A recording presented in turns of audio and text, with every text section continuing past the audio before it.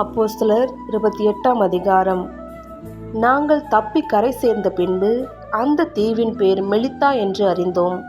அந்நியராகிய அந்த தீவார் எங்களுக்கு பாராட்டின அன்பு கொஞ்சமல்ல. அந்த வேளையிலே பிடித்திருந்த மழைக்காகவும் குளிருக்காகவும் அவர்கள் நெருப்பை மூட்டி எங்கள் அனைவரையும் சேர்த்து கொண்டார்கள். பவுல் சில விறகுகளை வாரி அந்த நெருப்பின் மேல் போடுகையில் ஒரு விரியன் பாம்பு அனலுரைத்து புறப்பட்டு அவனுடைய கையை கவ்விக்கொண்டது. விஷப்பூச்சி அவன் கையிலே தொங்குகிறதை அந்நியராகிய அந்த தீவார் கண்டபோது, இந்த மனுஷன் கொலைபாதகன், இதற்கு சந்தேகமில்லை, இவன் சமுத்திரத்துக்கு தப்பி வந்தும் பழியானது இவனை பிழைக்க ஒட்டவில்லை என்று தங்களுக்குள்ளே சொல்லிக் கொண்டார்கள். அவன் அந்த பூச்சியை தீயிலே உதறி போட்டு ஒரு தீங்கும் அடையாதிருந்தான். அவனுக்கு வீக்கம் கண்டு அல்லது அவன் சடுதியாய் விழுந்து சாவான் என்று அவர்கள் பார்த்து கொண்டிருந்தார்கள். நெடுநேரமாய் பார்த்து கொண்டிருந்தும் ஒரு சேதமும் அவனுக்கு வராததை கண்டபோது வேறு சிந்தையாக்கி இவன் தேவனென்று சொல்லிக் கொண்டார்கள். தீவுக்கு முதலாளியாகிய புபிலியு என்னும் பேர் கொண்டவனுடைய நிலங்கள் அந்த இடத்திற்கு சமீபமாயிருந்தது. அவன் எங்களை ஏற்றுக்கொண்டு 3 நாள் பட்சமாய் விசாரித்தான்.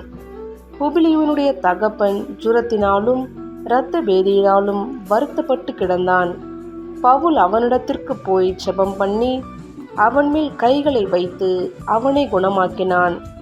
இது நடந்த பின்பு தீவிலே இருந்த மற்ற வியாதிக்காரரும் வந்து குணமாக்கப்பட்டார்கள்.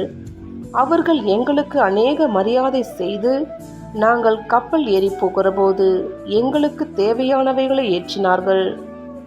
3 மாதம் சென்ற பின்பு அந்த தீவிலே மழைக்காலத்திற்கு தங்கியிருந்த மிதுனம் என்னும் அடையாளமுடைய அலெக்சந்திரியா பட்டணத்துக்கு கப்பலிலே நாங்கள் ஏறி புறப்பட்டு சீரகூசா பட்டணத்தை சேர்ந்து அங்கே 3 நாள் தங்கினோம்.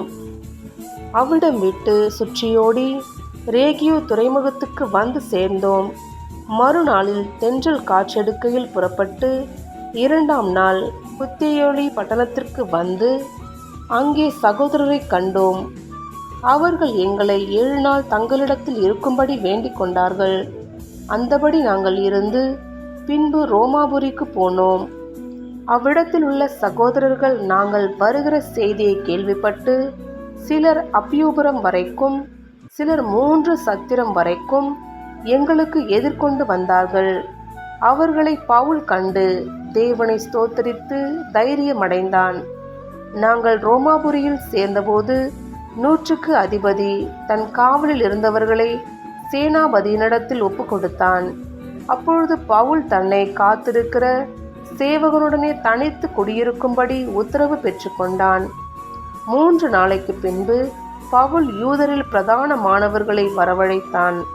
அவர்கள் கூடி வந்திருந்தபோது அவன் அவர்களை நோக்கி, சகோதரரே, நம்முடைய ஜனங்களுக்கும் நம்முடைய முன்னோர்களின் முறைமைகளுக்கும் விரோதமானதொன்றையும் நான் செய்யாமலிருந்தும் கட்டப்பட்டவனாக எருசலேமிலிருந்து ரோமர் கைகளில் ஒப்புக்கொடுக்கப்பட்டேன். அவர்கள் என்னை நியாயம் விசாரித்தபோது மரணத்துக்கு ஏதுவான குற்றம் ஒன்றும் என்னிடத்தில் காணாதபடியினால் என்னை விடுதலையாக்க மனதாயிருந்தார்கள். யூதர்கள் அதற்கு எதிர் பேசின போது நான் ராயனுக்கு அபயமிட வேண்டியதாயிருந்தது. ஆயினும் என் ஜனத்தார் மேல் யாதொரு குற்றம் சாட்ட வேண்டுமென்று நான் அப்படி செய்யவில்லை. இந்த காரியத்தின் நிமித்தமே உங்களை காணவும் உங்களுடனே பேசவும் உங்களை அழைப்பித்தேன். இஸ்ரவேலுடைய நம்பிக்கைக்காகவே இந்த சங்கிலியால் கட்டப்பட்டிருக்கிறேன் என்றான். அதற்கு அவர்கள், உன்னை குறித்து யூதேயாவிலிருந்து எங்களுக்கு காகிதம் வரவும் இல்லை.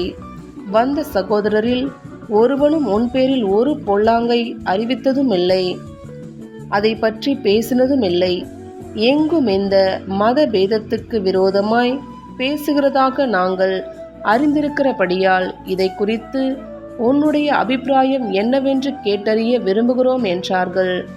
அதற்காக அவர்கள் ஒரு நாளை குறித்து அநேகம் பேர் அவன் தங்கியிருந்த வீட்டிற்கு அவனிடத்தில் வந்தார்கள்.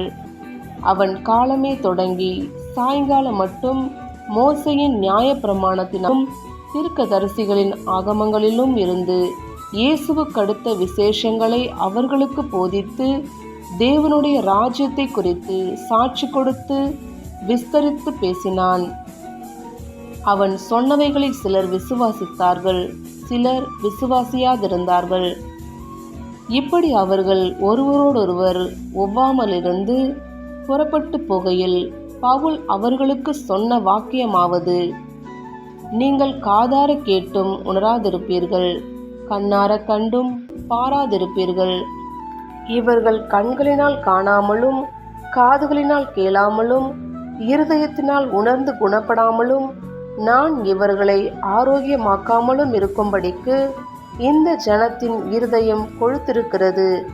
காதுகளினால் மந்தாரமாய் கேட்டு தங்கள் கண்களை மூடிக்கொண்டார்கள் என்று இந்த ஜனத்தினிடத்தில் போய் சொல்லு என்பதை பரிசுத்த ஆவி ஏசாயா தீர்க்கதரிசியை கொண்டு நம்முடைய பிதாக்களுடனே நன்றாய் சொல்லியிருக்கிறார். ஆதலால் தேவனுடைய ரட்சிப்பு புற ஜாதியாருக்கு அனுப்பப்பட்டிருக்கிறது என்றும் அவர்கள் அதற்கு செவி கொடுப்பார்கள் என்றும் உங்களுக்கு தெரிந்திருக்க கடவது என்றான். இப்படி அவன் சொன்ன பின்பு யூதர்கள் தங்களுக்குள்ளே மிகவும் தர்க்கம் பண்ணிக்கொண்டு போய்விட்டார்கள்.